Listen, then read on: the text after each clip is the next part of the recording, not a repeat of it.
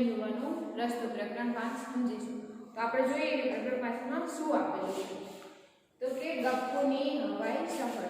તો કે આમાં જે ગપ્પુ હોય છે એ કોણ હોય છે? નાનકડો ઉંદર. તમે સામે ચિત્રમાં જોઈ શકો છો કે ગપ્પુ નાનકડો બહાદુર ઉંદર હતો. કે ગપ્પુ કોણ હોય છે? તો કે એ ઉંદર હોય છે. એક દિવસ તેણે જોયું કે બાળકો એક ગેસના મોટા ફુગ્ગાથી રમી રહ્યા હતા. ફુગ્ગો ઊંચે ઉડીને છતને અડી ગયો. તો શું થાય કે નાના જે બાળકો હોય પેલો ફુગ્ગો હોય છે એ ગેસ ભરેલો, તો શું કરતા હતા કે એનાથી રમતા હતા. તો હવે શું થાય કે જે ફુગ્ગો હોય તો શું થાય કે ફુગ્ગો ઉડીને છતને અડી જાય છે. ગપ્પુ રોમાંચિત હતો. તેને વિચાર આવ્યો. બીજા દિવસે જ્યારે બાળકો શાળાએ ગયા ત્યારે ગપ્પુ ફુગ્ગાની દોરી પર ચડી ગયો. તો જ્યાં ઉંદર હતો એ શું કરે છે? તો કે ફુગ્ગાની જે દોરી હોય છે એના પર ચડી જાય છે અને તે પંખાના પાંખિયાને ઉપરથી જોઈ શકતો. તો હવે શું કરે? તો કે જે દોરી હોય ફુગ્ગાની એના ઉપર ગપ્પુ ચડી જાય છે અને શું કરે છે? પંખાના પાંખિયા હોય એને જોવે. હવે આ પાંખિયા ક્યાંથી દેખાય છે? તો તેને ઉપરથી દેખાય છે. અરે આ પાંખિયા પર તો ઘણી ધૂળ છે, નીચેથી કેટલા ચોખ્ખા દેખાય. તો હવે શું થાય છે? તો કે ગપ્પુ જ્યારે દોરી ઉપરથી ક્યાં ચડે છે? તો કે ફુગ્ગો હોય છે અહીંયા ચડે છે.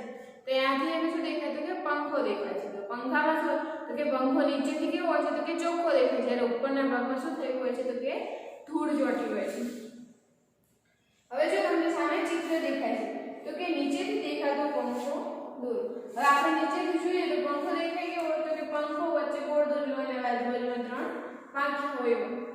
ગપ્પુએ નીચે જોયું તો તે પથારી, ખુરશી, એક ટેબલ પર પુસ્તકો તથા બીજા ટેબલ પર બોટલ, જગ અને ફળ વગેરે જોઈ શકે. હવે આ જે ગપ્પુ હોય છે એટલે કે ઉંદર એ શું કરે છે? તો કે ઉપરથી જોવે તો નીચે શું દેખાય છે? તો કે રૂમમાં જે બધી વસ્તુઓ પડી હોય છે એ જોઈ શકે. તો શું આપેલું હોય છે? તો કે ચિત્રમાં પથારી, ખુરશી, ટેબલ પરના પુસ્તકો, બોટલો અને બધું હોય છે. હવે શું હોય છે? તો કે મૂર્ખ ચીંકી શું આપેલું છે ચિત્રમાં જુઓ તો તમે? તો કે મૂર્ખ ચીંકી ચીઝ શોધી રહી હતી પરંતુ તે જગ પર મૂકેલું જોઈ શકી નહીં. તો કે ચીંકી જે હોય છે ને તે શું કરે છે? કે શું શોધે છે? તો કે ચીઝ શોધતી હોય છે. તો ચીઝ ક્યાં પડી હોય છે? તો કે જગ ઉપર. હવે જો આપણને એક પ્રશ્ન આપેલો છે તો શું આપેલું છે પ્રશ્નમાં? શું તમે વિચારી શકશો કે શા માટે ગપ્પુ જગ પર પડેલું ચીઝ જોઈ શકે છે પણ ચીંકી જોઈ શકતી નથી? હવે ગપ્પુ શું થાય છે? તો કે ગપ્પુ ક્યાં હોય છે? તો કે જે ફુગ્ગો ઉપર લટકે છે એના ઉપર હોય છે. તો તે ઉપરથી જોવે તો શું થાય? તો કે વસ્તુ ઉપર જે જગ ઉપર ચીઝ પડી છે તે જોઈ શકે છે. જ્યારે ચીંકી નીચે જ હોય છે તો શું કરે છે? તો કે ચીઝને જોઈ શકતી નથી. બરાબર. ત્યારે જોરથી પવન આવ્યો જેથી ફુગ્ગો રૂમની બહાર ધકેલાયો. હવે શું થાય કે એવો પવન આવે ને તો ગપ્પુ કોના ઉપર હોય છે? તો કે ફુગ્ગા ઉપર હોય છે. તો પવન આવે તો શું થાય કે ફુગ્ગો બહાર જતો રહે છે. જ્યારે હું મારા ઘર ફરતે દોડું છું ત્યારે તે ખૂબ મોટું લાગે છે પણ અહીંથી ખૂબ નાનું. આવું કેમ? તો તમે જુઓ આપણે આકાશને જોઈએ તો એ આપણાથી દૂર છે, જે આપણને કેવું લાગશે? નાનું. તો અને આપણે કોઈ પણ વસ્તુ આપણે આપણા ઘરની નજીક ફરતા હોય તો શું લાગશે? એ આપણને મોટું લાગે અને દૂરથી કોઈ વસ્તુ જોઈએ તો શું લાગશે? આપણને નાનું. હવે આપણે જોઈએ તો આકાશને દૂરથી જોઈએ તો શું લાગે? તો કે સામેની બાજુ જુઓ તો શું થાય કે નીચે જમીનને અડી ગયું હોય પણ તમે ત્યાં જઈને જુઓ તો શું લાગે? તો કે આ બાજુનો ભાગ ફરીથી જોઈશો તો શું થશે? કે બીજી સાઈડે નમેલો હોય છે. હવે શું આપેલું છે? ફુગ્ગો ઊંચે ઉડ્યો અને ગપ્પુ ફુગ્ગા સાથે આકાશમાં જવા લાગ્યો. તો તેણે જોયું કે પોતાનું ઘર જોઈ શકતો હતો. શું કરે? તો કે ગપ્પુ રે ફુગ્ગા સાથે ઉપર જાય છે તો શું દેખાય છે? એનું ઘર દેખાય છે.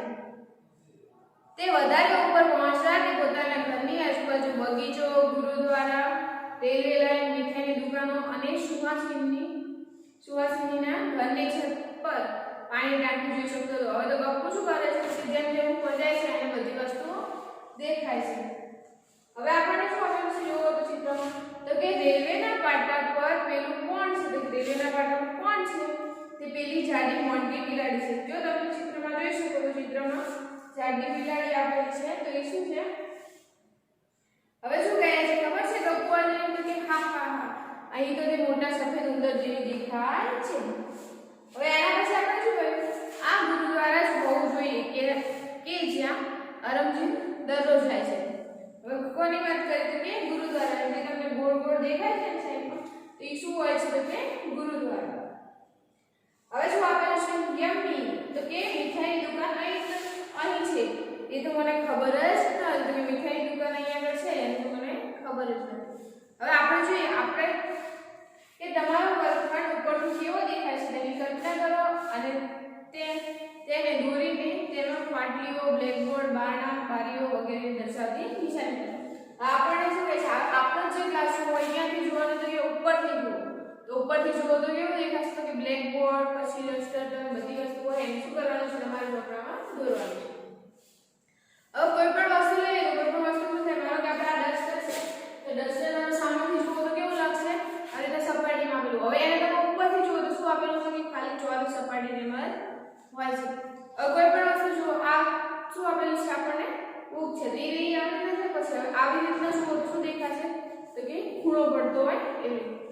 તો કે કોઈ પણ વસ્તુ હોય એને જુઓ, જમણી બાજુથી જુઓ, ડાબી બાજુથી જુઓ, સામેથી જુઓ તો શું દેખાશે તો કે અલગ અલગ દેખાય છે.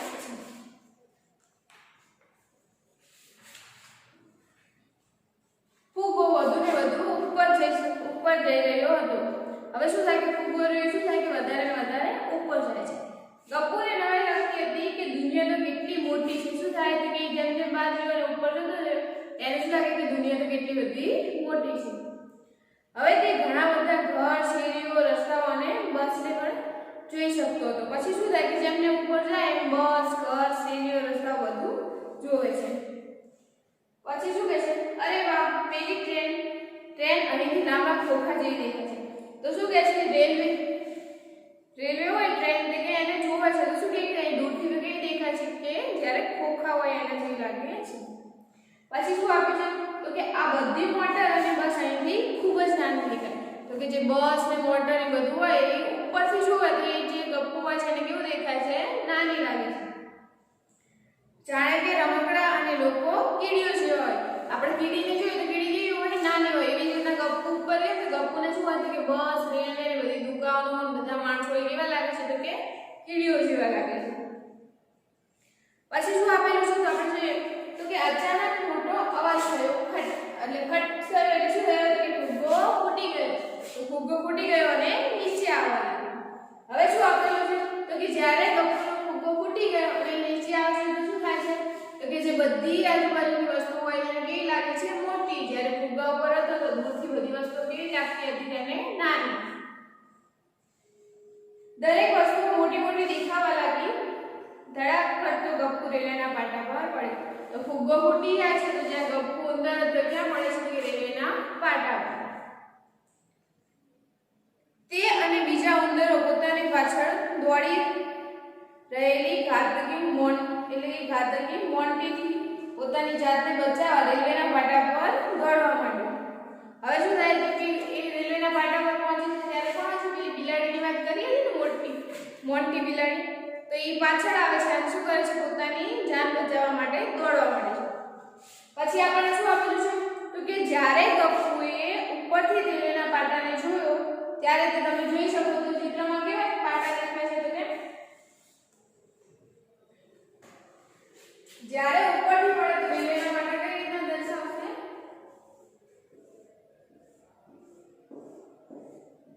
તો રેલવેના પાટા આ રીતના ઉપરથી દેખાતા હોય છે. જ્યારે ગપ્પુએ ઉપરથી રેલવેના પાટા જોયા ત્યારે તે કેવા દેખાતા હતા આવા. હવે જ્યારે શું થાય છે કે ગપ્પુ જ્યારે રેલવેના પાટા ઉપર પડે છે ત્યારે રેલવેના પાટા કેવા દેખાતા છે માનો કે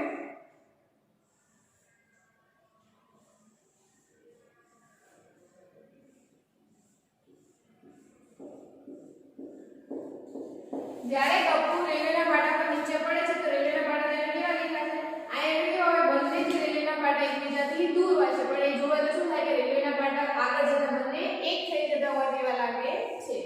પણ એવું હોતું નથી. રેલવેના પાટા કેવા હોય છે કે બંને એકબીજાને સમાંતર હોય છે, ભેગા થતા નથી આગળ. હવે એમાં શું આપેલું છે અરે વસ્તુઓને જ્યારે ઉપરથી અને બાજુથી જુઓ ત્યારે તે જુદા પ્રકારની દેખાય છે. હવે કોઈ પણ વસ્તુ આપણે લઈએ તો ઉપરથી જોઈએ કે બાજુથી જોઈએ તો શું થશે કે જુદી જુદી દેખાય છે. હવે માનો કે આપણે શું દોર્યું, હવે માનો કે આપણે આ રીતે એક ચોરસ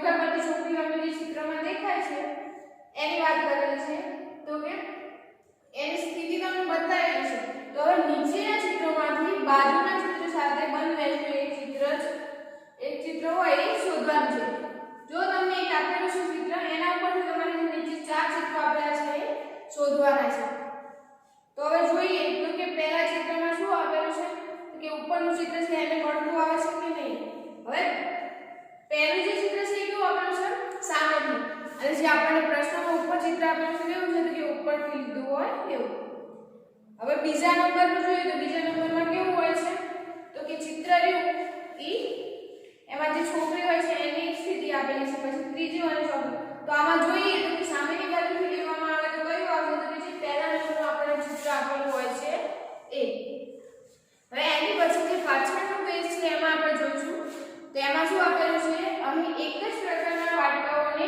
જુદા જુદા બે દ્રશ્યો છે હવે જો એક જ પ્રકારના વાટકા આપેલા છે એના બે દ્રશ્યો લેવાના તો તમને શું આપેલું છે તો પહેલું જે ચિત્ર છે એમાં શું આપેલું છે કે બધા વાટકા કેવા આપેલા છે ત્રણ વાટકા છે એ સીધા રાખેલા છે હવે બીજું જે વાટકું છે એમ અને બીજા જે ચિત્ર છે એમાં શું આપેલું છે તો કે વાટકા ત્રણે ત્રણ ઊંધા ગોઠવેલા છે હવે એના પછી શું આપેલું છે ચિત્રમાં તો કે ત્રણેય વાટકા સીધા છે પણ ક્યાંથી તો કે એની સામેની બાજુ જે હોય છે ત્યાંથી તેનું ચિત્ર લેવામાં આવે છે તો આમાં આપેલું છે કે કયા ચિત્રમાં વાટકાઓ ઊંધા છે તો કયા આવશે તો કે બીજા નંબરનું જે ચિત્ર છે એમાં વાટકાઓ ઊંધા હોય છે હવે આપણને શું આપેલું છે બાજુનો દેખાવ અને ઉપરના દેખાવને જોડતી લાઈન બનાવો તો આપણે આ દોરીશું જોઈ લઈએ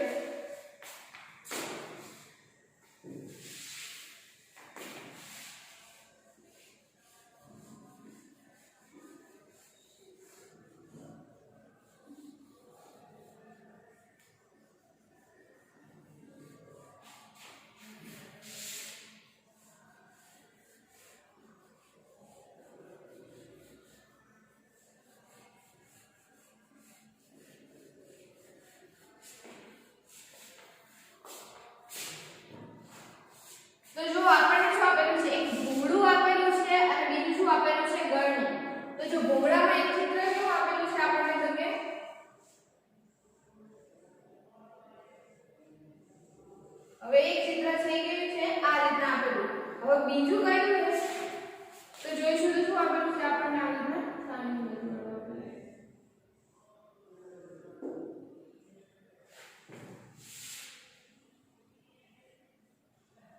આ ચિત્રમાં શું છે ખાલી નળાકાર આકાર દેખાતો હોય તેવી રીતના આપેલું છે હવે જો ગળણી છે એમાં કેવું આપેલું છે તો કે એક આકાર આ રીતના ઉપરની બાજુથી દેખાય છે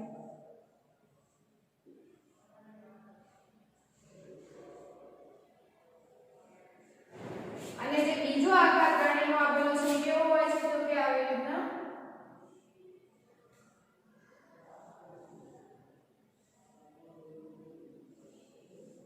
તો આપણને અહીં પર જોડવાનું કે જોડવા માટે શું કરવું પડે તો આના આકાર કેવો તો એ આની સાથે તો આ શું છે કે ભૂંગળું હોય છે અને આ જે ઉપરથી આકાર આપેલો છે કે ગળણી કેવી દેખાય છે એના વિશે હવે જો તમને નીચેના પ્રશ્નમાં શું આપેલું છે કે તમારા બૂટનો બાજુનો દેખાવ પછી સામેનો દેખાવ અને ઉપરનો દેખાવ દોરવાનો પ્રયત્ન કરો તો તમારો જે બૂટ હોય છે એ તમારે દોરવાનો છે